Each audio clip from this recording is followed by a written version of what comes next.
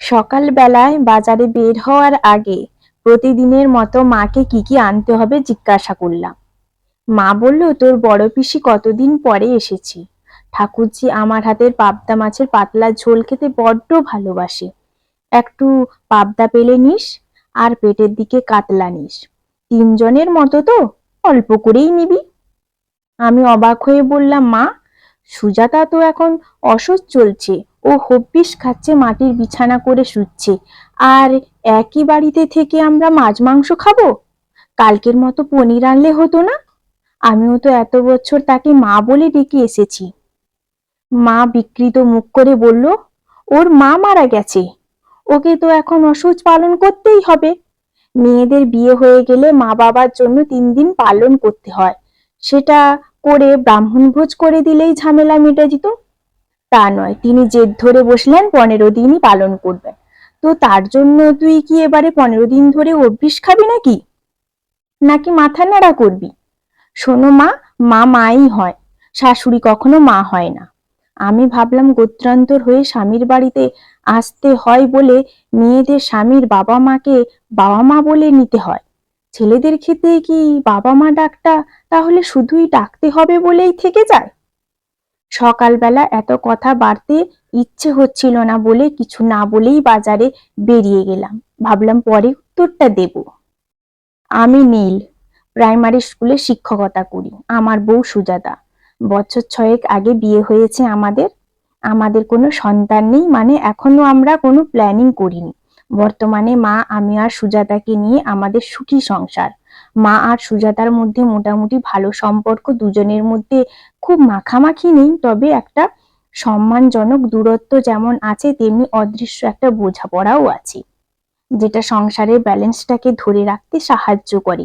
এটা আমি ফিল করি, কারণ আজ অব্দি আমাকে এখনো বউ ও মায়ের ঝগড়ার মধ্যস্থতা করতে হয়নি।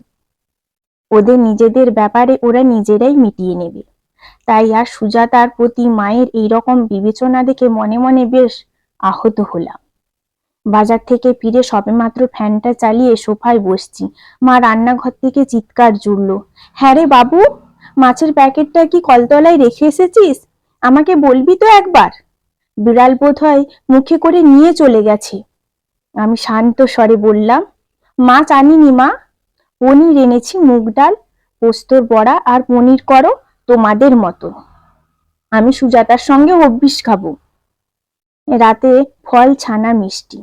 কথাটা শেষ হতে না হতেই মা রাগে ফেটে পড়ল, দেখ বাবু, সবকিছুর একটা সীমা আছে, সবকিছুর নিয়ম আছে। শাশুড়ি শ্বশুর মারা গেলে জামাই কখনো হব্বিস খায় না, অসুচ পালন করে না। এটা একমাত্র মা বাবার মারা গেলেই হয়। আমি হেসে বললাম, তাহলে আমার বাবা মারা যাওয়ার সময় সুজাতা কেন আমাদের সঙ্গে 15 দিন হব্বিস খেয়েছিল, মাটির বিছানায় করে শুয়েছিল? জানুয়ারির ওই ঠান্ডায় আমার বাড়ির লোক ওকে দুবেলা করে গঙ্গা স্নান করতে বাধ্য করেছিল, কিন্তু মন থেকে পালন করেছিল। একদিনও কোনো অসুবিধার কথাও বলেনি। তখন যদি এই রকম ও ঝামেলা করতো, তোমার মনের অবস্থা কি হতো একবার ভাবো তো। এতক্ষণে পিসিমা বললেন, সে তো গোত্রান্তর হয়ে বাড়িতে এসেছে। শ্বশুর শাশুড়ি মারা গেলে তাকে 15 দিন পালন করতে হবে, এটাই সমাজের নিয়ম। আমি বললাম, তাহলে গোত্রান্তর হয়েছে বলে কি 1 বছরে শ্বশুর মশাই ওর নিজের বাবা হয়ে গেল, আর ওর নিজের বাবা মা পর হয়ে গেলেন? মা, পিসি, তোমরাই বলো, বিয়ের পর একটা মেয়ে 15 দিন শ্বশুর শাশুড়ির অসুখ পালন করবে, অথচ নিজের বাবা মার বেলায় 3 দিন? তোমাদের গোত্রান্তর এত ক্ষমতা যে নিজের মা বাবাকেও পর করিয়ে দেয়? আচ্ছা, তোমরা মেয়ে হয়েও এই প্রশ্নটা কখনো তোমাদের মনে আসেনি?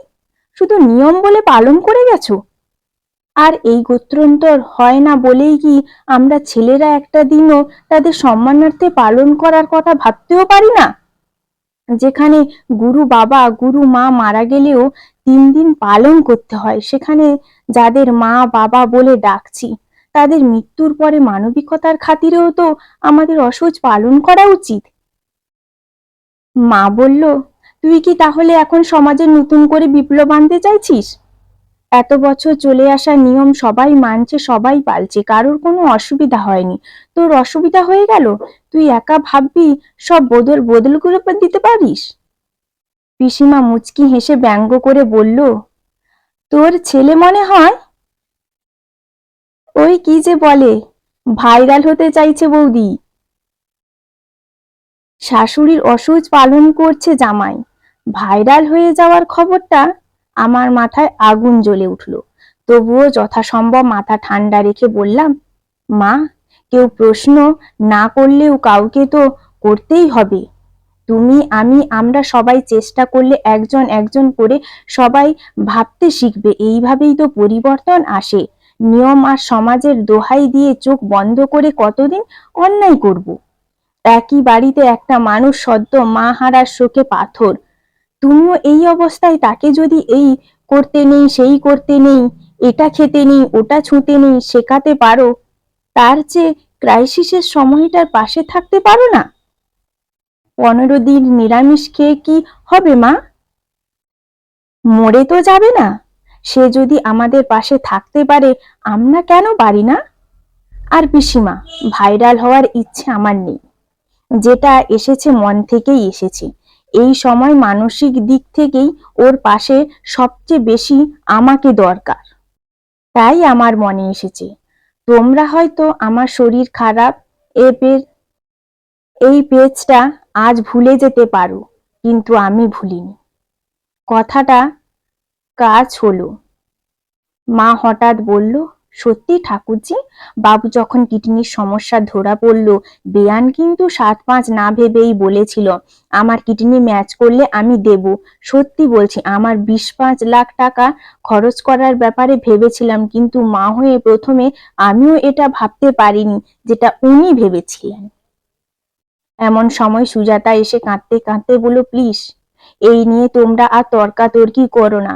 কাউকে কিছু করতে হবে না, আমি আর এইসব সহ্য করতে পারছি না। আমার মা সঙ্গে সঙ্গে ওকে জড়িয়ে ধরে বলল, না না বৌমা, কিছু তর্কাতর্কি হয়নি, কিচ্ছু হয়নি, তুমি কিছু মনে করো না।